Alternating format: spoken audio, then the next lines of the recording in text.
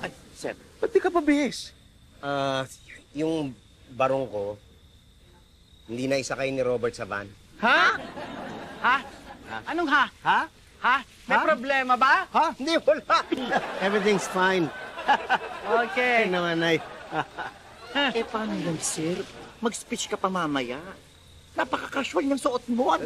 Hindi, si Elsa, papunta na ng mall. Bibili ng bagong damit ko. Kaya, relax, wala nang problema. Okay? Sige, wala Wala problema. Pitoy! Ay, uy! Ginagawa mo dito? Ayaw umandar ng van! Naku, bakit? Bakit naman? Bakit ngayon? May problema ho ba? Meron. Aminin ko na, ha? Meron eh.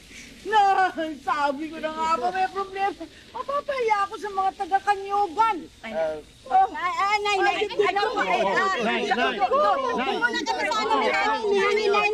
Paypayan nyo. Ano ho ba yung problema? Yung kasing ano ko, yung damit ko, naiwan sa bahay, wala naman akong dalang iba pamalit. Hindi pwedeng ganyan yung bihis mo. Magsasalita ka mamaya. Ah, sir, gusto nyo, ihiramin nyo muna itong damit ko. Uy, hindi na. Huwag na. I think I have a solution for you. Kung okay lang po sa inyo, Sir Pipito.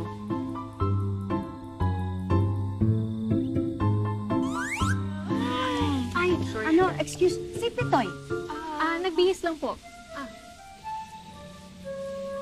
Ay, ayan na po si tatay, oh. Hello. Pitoy.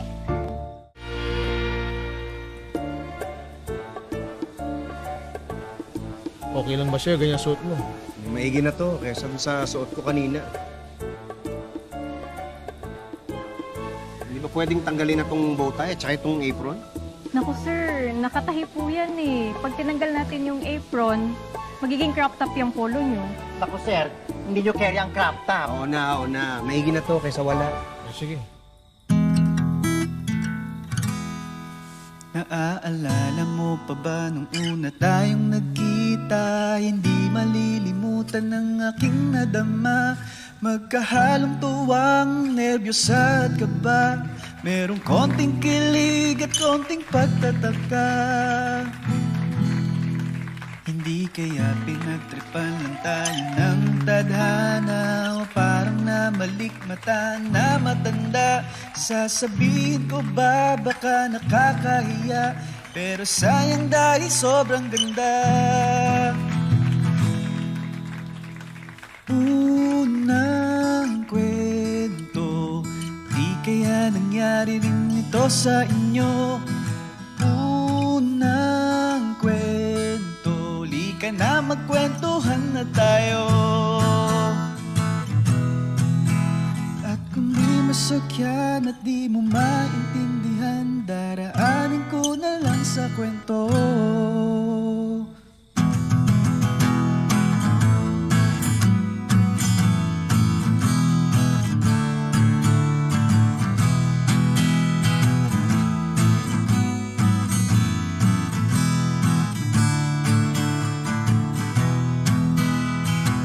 Patrick, you may now kiss your wife, Janice.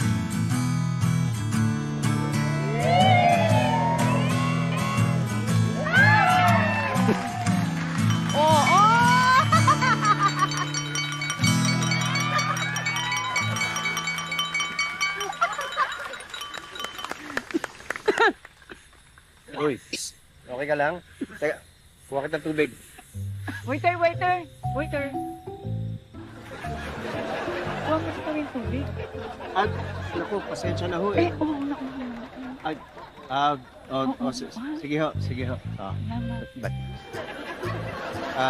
Umihingi rin ng tubig yung matanda eh. Kawawa na kukuha ko. Waiter, paying iced tea. Sige ho, pahintay lang. Ladies and gentlemen, the buffet table is now open. Bon appetit!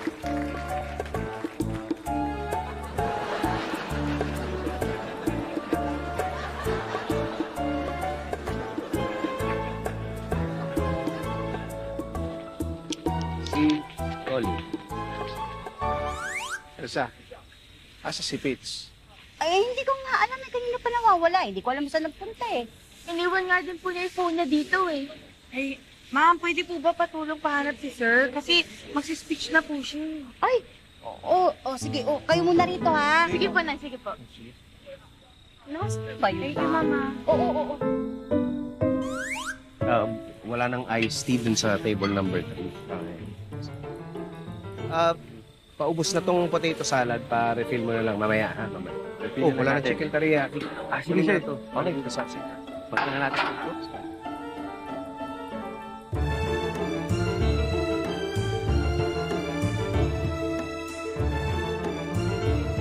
Dito eh!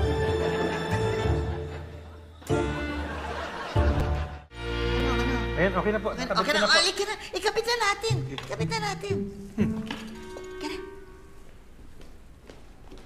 Bali, ito. Yan.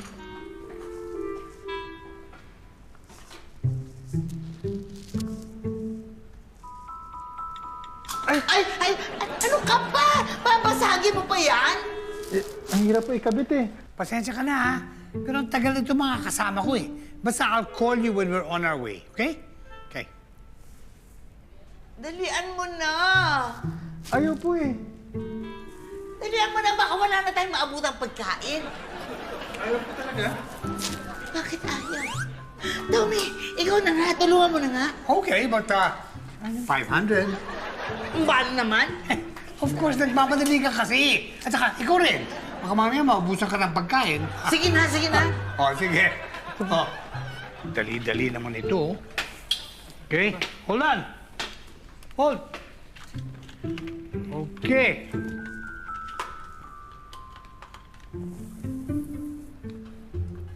Okay. Voila! 500 pesos. Ay, teka muna. Oh. Sindihan mo naman. Tignan natin kung tama yung pagkakakabit mo. Oh, sige. Buksan mo, Robert. Oh, ayan. 500, please. Thank you. Salamat. Uy, ano yan? Bakit tingin? Ay! Ano nangyari? Bakit nagkaganyan? Bakit naman naibaw? Hala, Tommy! Bakit ganito? Tommy! Yung pera ko, balik mo!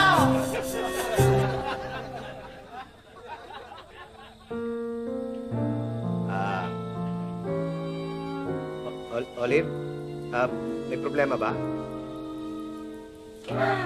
Everything's not perfect! Hindi, okay na. Nagawa na namin ng paraan. Si Elsa tutulong na rin para mag-serve doon sa mga bisita. Okay na, maayos na. Okay na, tuloy na yung kasal. Patrick, anak. Janice, congratulations sa inyo. At sana ay magkaroon pa kayo ng mas matibay na pagsasamahan sa susunod na mga taon para sa inyong mga anak. Mahal ko kayo.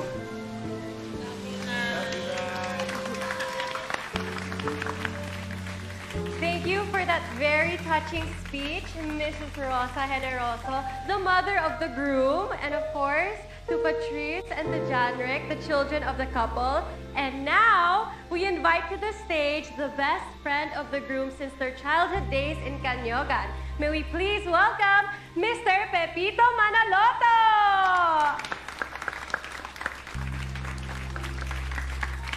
Sir Pepito Manaloto! At... Tatawagin ko. Okay. Wait. Ay! Oh, ay, nahanap ka doon. Bakit? Speech mo na.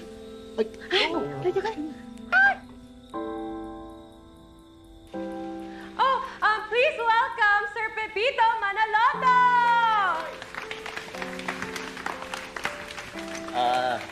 Thank you. Magandang gabi sa inyo. Pasensya na kayo, medyo nagka-problema yung staff eh. Special na araw nung dalawa sa pinakamalapit na tao sa buhay namin, kaya hindi pwedeng pumalpak. Pero kagaya ng pag-aasawa, ganyan talaga eh. Hindi may iwasan yung kahit anong plano mo, meron pa rin nangyayaring gulo. No? At madalas, simple lang ang solusyon. Isipin mo lang yung kailangan ng isa't isa. Pag kailangan ng panahon, bigay mo. Pag kailangan ng atensyon, ibigay mo. O sa kaso ni Patrick, pag kailangan ng pagkain, kailangan ibigay mo, Janice. Sabi nga, ang pag-aasawa ay isa sa pinakamahirap na trabaho. Pero kahit walang sweldo, dapat pagbutihan nyo. Kasi ang kapalit nito, pagsasama na hindi mapapantayan ng kahit na ano. Kaya congratulations sa inyo.